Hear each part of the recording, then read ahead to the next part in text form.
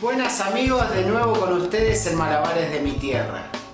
El día de hoy nos enfocaremos en cómo agarrar bien nuestras clavas, mazas o pinos. Y daremos el primer paso para poder hacer malabares con 3 clavas. Vamos con ese tutorial.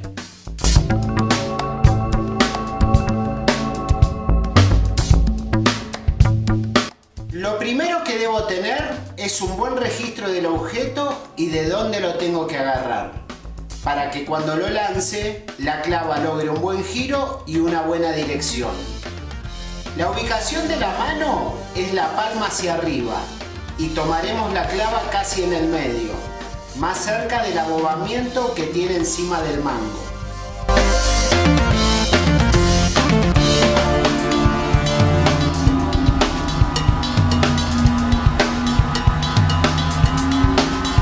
Empezaremos lanzando la clava con media vuelta en una mano y luego practico con la otra. Cuando esté dominado el medio giro con las 2 manos, lanzaremos la clava de una mano a la otra. Practica hasta que logres un lanzamiento fluido.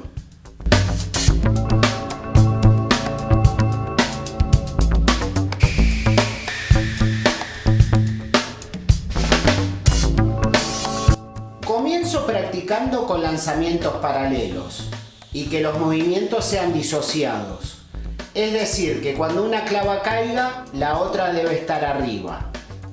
Ahora, con ese medio giro, lanzaremos una clava a la otra mano. Y antes que caiga, lanzo la otra clava a la otra mano. Este es el ejercicio correcto para poder empezar con las 3 clavas.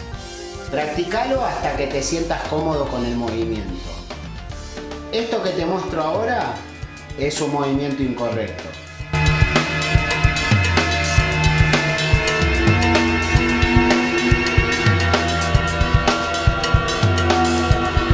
Agarraremos las 3 clavas y en nuestra mano más hábil colocaremos 2.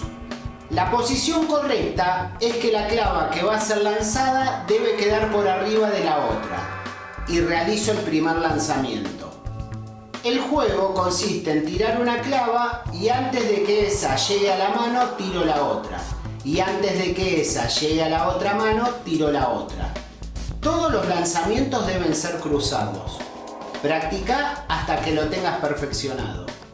Una explicación básica de cómo empezar a mover tus clavas, mazas o pinos.